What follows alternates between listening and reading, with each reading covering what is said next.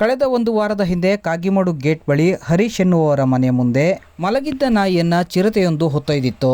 ಇದಾದ ಬಳಿಕ ಒಂದು ವಾರದಿಂದ ಕಳೆದ 4-5 ದಿನಗಳಿಂದ ರಾತ್ರಿ ವೇಳೆಯಲ್ಲಿ ಚಿರತೆಯು ಬರುತ್ತಿದೆ. ಈ ಎಲ್ಲ ಘಟನೆಯು ಮನೆಯಲ್ಲಿರುವ ಸಿಸಿ ಕ್ಯಾಮೆರಾದಲ್ಲಿ ಚಿರತೆಯ ಓಡಾಟವು ಸೆರೆಯಾಗಿದ್ದು, ಚಿರತೆ ಹಿಡಿಯುವ ಬೋನ್ ವ್ಯವಸ್ಥೆ ಮಾಡಲು ಎಂಎಲ್ಎಯಿಂದ ಫೋನ್ ಬರಬೇಕು ಎಂದು ಅರಣ್ಯಾಧಿಕಾರಿಗಳು ಹೇಳುತ್ತಿದ್ದಾರೆ ಎಂದು ಕಾಗಿಮಡು ಗೇಟ್ ಬಳಿ ಇರುವ ಹರೀಶ್ ಅವರು ಅರಣ್ಯಾಧಿಕಾರಿಗಳ ವಿರುದ್ಧ ಬೇಸರವನ್ನ ವ್ಯಕ್ತಪಡಿಸಿದ್ದಾರೆ.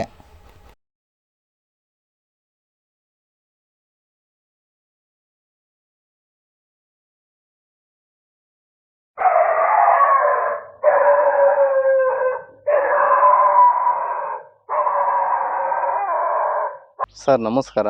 ನಮ್ಮ ಹೆಸರು ಹರೀಶ್ ಅಂತ ಹೇಳಿ.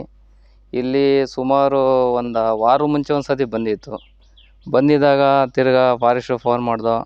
ಫಾರೆಸ್ಟ್ರಿಂದ ಬಂದು ಅವರೆಲ್ಲ ತನಿಖೆ ಮಾಡ್ಕೊಂಡು ಹೋಗಿದ್ದಾರೆ. ತನಿಖೆ ಮಾಡ್ಕೊಂಡು ಹೋದರೂ ಕೂಡ ಅವ್ರ ಕಡೆಯಿಂದ ಬಂದು ನೋಡ್ಕೊಂಡು ಹೋದರು. MLA ಕಡೆಯಿಂದ ಫೋನ್ ಮಾಡಿ ಅವ್ರ ಕಡೆಯಿಂದ ಫೋನ್ ಮಾಡಿಸಿ ಅಂತ ಹೇಳ್ತಾ ಇದ್ದಾರೆ. ಆ್ಯಕ್ಚುಲಿ ಈ ಥರ ಹೇಳ್ತಿದ್ದಾರೆ ಅಂದರೆ ಈಗ ಮನುಷ್ಯನ ಜೀವಕ್ಕೆ ಬೆಲೆನೇ ಇಲ್ವಾ ಸರ್ ಇದು?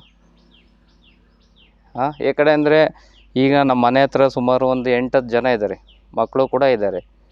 ಈಗ ಒಂದಿನ ಈ ಕಡೆಯಿಂದ ಬರುತ್ತೆ, ಒಂದಿನ ಆ ಕಡೆಯಿಂದ ಬರುತ್ತೆ. ಫಾರೆಸ್ಟ್ ಅವ್ರು ಕೇಳಿದ್ರೆ ಇಲ್ಲ MLA ಕಡೆಯಿಂದ ಫೋನ್ ಮಾಡಿಸಿ, MLA ಕಡೆಯಿಂದ ಮಾತಾಡೋಣ. ನಾವು MLA ಕಡೆಯಿಂದ ಡೈರೆಕ್ಟ್ ನಾವು ಮಾತಾಡೋಕ್ಕಾಗಲ್ಲ ಸರ್. ಏಕೆಂದರೆ ದೊಡ್ಡವ್ರ ಕಡೆಯಿಂದ ಫೋನ್ ಮಾಡಿಸಿ ಅಂತ ಹೇಳಿದರು. ನಾವು ಆಲ್ರೆಡಿ ದೊಡ್ಡವ್ರ ಕಡೆಯಿಂದ ಫೋನ್ ಮಾಡಿಸಿದ್ರು ಕೂಡ MLAನೂ ಬಂದಿಲ್ಲ, ಯಾರೂ ಬಂದಿಲ್ಲ. ಈಗ ಚಿರತೆ ಹಿಂಗೆ ಮಾಡ್ತಿದ್ದಿಲ್ಲ, ಈಗ ಮನುಷ್ಯಂಗೆ ಬೆಲೆನೇ ಅಲ್ವಾ ಸರ್ ಇದು? ಸಮಸ್ಯೆ ಏನು ಅಂದರೆ ಈಗ ಒಂದಿನ ಒಂದೊಂದು ಕಡೆ ಬರ್ತಾಯಿದೆ. ಇದು 2 ಸತಿ ಹೇಳಿದ್ರು ಕೂಡ ಯಾರು ಕೂಡ ಏನು ಇದನ್ನೇ ತಗೊಳ್ತಿಲ್ಲ ಸರ್.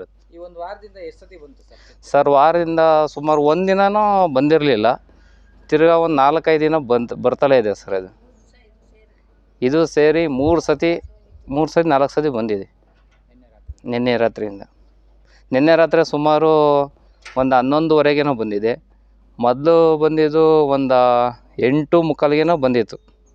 ಆವಾಗ ಹೇಳಿದ್ದಕ್ಕೆ ಯಾರು ಕೂಡ ಆ ಫಾರೆಸ್ಟ್ರು ಬಂದು ಎಲ್ಲ ತನಿಖೆ ಮಾಡ್ಕೊಂಡು ಹೋಗಿದ್ದಾರೆ.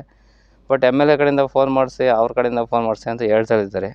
ನಾವು ಮಾಡಿಸಿದ್ವಿ, ಬಟ್ ಯಾರೂ ಬಂದು ರೆಕಮೆಂಡ್ ಮಾಡಿಲ್ಲ ಸರ್. ಅರಣ್ಯಾಧಿಕಾರಿಗೆ ಏನು ಹೇಳೋಣ ಸರ್, ನಮ್ಮಲ್ಲಿ ಏನಿಲ್ಲ. ಹೇಳೋದೇನು ಅಂದರೆ ನಮಗೊಂದು ಹೆಲ್ಪ್ ಮಾಡ್ಬೇಕಷ್ಟೇ. ಈಗ ಅದು ಚಿರತೆ ಇಡುವ ಕಾರ್ಯಕ್ರಮವನ್ನು ಮಾಡಿ ಅರಣ್ಯಾಧಿಕಾರಿಗಳು ಚಿರತೆಯನ್ನು ಬೋನನ್ನು ಇಟ್ಟು ಆ ಚಿರತೆಯನ್ನು ಹಿಡಿಬೇಕಂತ ನಮಗೆ ಕೇಳ್ಕೊಂತೀವಿ ಅಷ್ಟೇ.